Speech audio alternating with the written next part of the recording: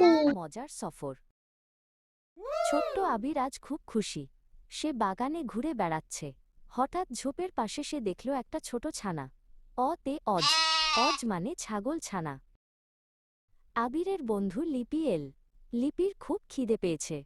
সে গাছ থেকে একটা ফল পেড়ে আনল। আতে আম। আম খেতে খুব মিষ্টি। হঠাৎ ঘাসের ওপর কিছু একটা নড়ে উঠল। আবির দেখল খুদে একটা জীব। ইতে ইঁদুর। ইঁদুরটি সুরসুর করে পালিয়ে গেল। লিপি উপরের দিকে তাকাল।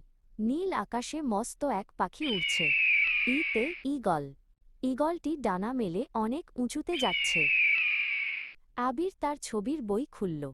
সেখানে সে দেখল লম্বা গলার এক অদ্ভুত প্রাণী। উতে উট। উট মরুভূমিতে হেলে দুলে চলে।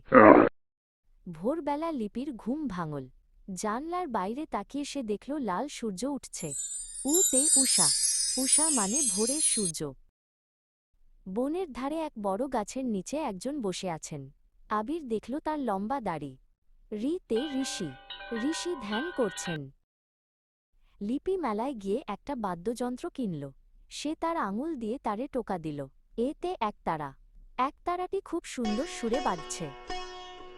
আবির মেলায় গিয়ে আরো বড় কিছু দেখল। তার লম্বা একটা সুর আছে। ওইতে ঐরাবত। ঐরাবত মানে মস্ত বড় হাতি। লিপি রান্নাঘরে গিয়ে দেখল ঝুড়িতে একটা বড় সবজি রাখা। মা এটা দিয়ে তরকারি রাঁধবেন। ওতে ওল। ওল একটি উপকারী সবজি। আবিরের একটু কাশি হয়েছে। মা তাকে চামচে করে তরল কিছু খাওয়ালেন। ওতে ঔষধ। ঔষধ খেলে আবির তাড়াতাড়ি সুস্থ হয়ে যাবে। চলো পরের ভিডিও দেখি।